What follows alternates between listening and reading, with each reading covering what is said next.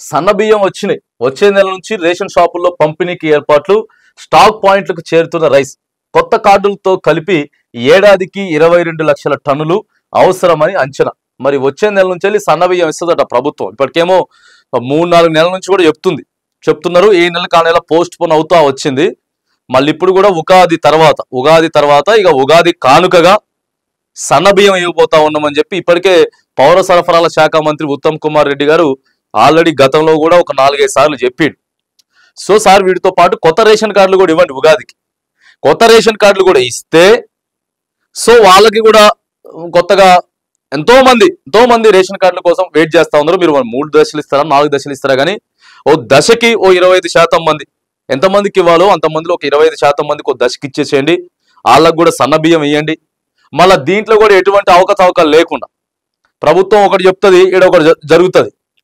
ఇప్పటివరకు రేషన్ బియ్యం దందా ఎంత దారుణంగా జరుగుతుందని అంటే దేశ విదేశాలకు కూడా మన తెలంగాణ బియ్యం సరఫరా అయింది.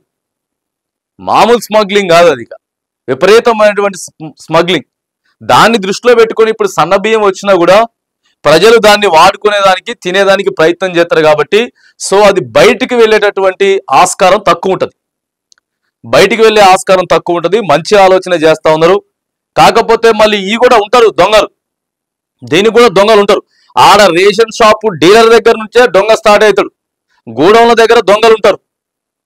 సో కాబట్టి క్లియర్గా డేటా మనం ఎంత స్టాక్ పంపించాం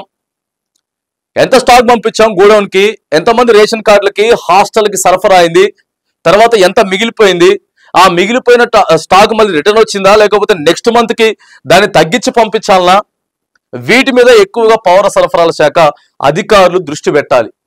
ఎందుకంటే ఆగమాగం అయిపోతుంది, అంతా మతలబ్ జరుగుతున్నది, గందరగోళం.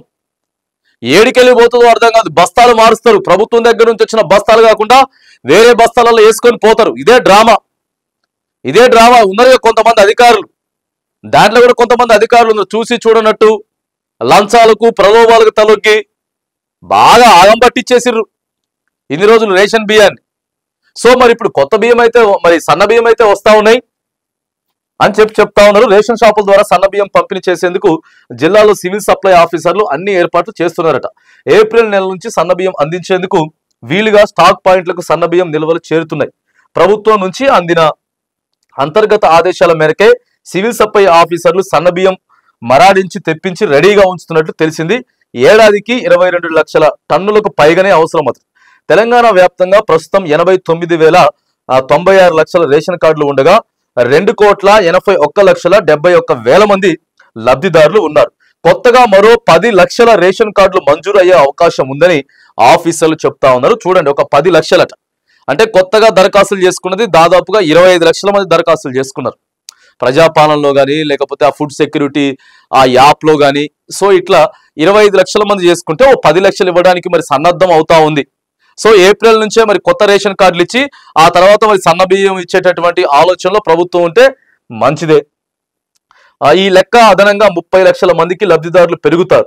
వీరికి ఏడాదికి దాదాపు 22 నుంచి 24 లక్షల టన్నుల బియ్యం అవసరం అవుతామని అంచనా. వానాకాలం సీజన్లో ప్రభుత్వం 24 లక్షల టన్నుల సన్నవడ్లను సేకరించింది. సివిల్ సప్లై శాఖ ఆధ్వర్యంలో వడ్ల మిల్లింగ్ వేగంగా సాగుతోంది. వానాకాలంలో సేకరించిన వడ్ల ద్వారా గరిష్టంగా 15 నుంచి 16 లక్షల టన్నుల సన్నబియ్యం అందుబాటులోకి వచ్చే అవకాశం ఉంది. ఈ ఏడాది చివరికల్లా సన్నబియ్యం తక్కువ పడితే మరో 6 నుంచి 8 లక్షల టన్నుల బియ్యాన్ని యాసంగిలో సేకరించే వడ్ల ద్వారా సమకూర్చుకుంటామని సివిల్ సప్లై ఆఫీసర్లు కూడా చెప్తున్నారట. ఇక 60% దొడ్డు బియ్యం పక్కదారి పడుతున్నది. రైట్, ఇప్పటిదాకా మనం చెప్పింది ఇదే.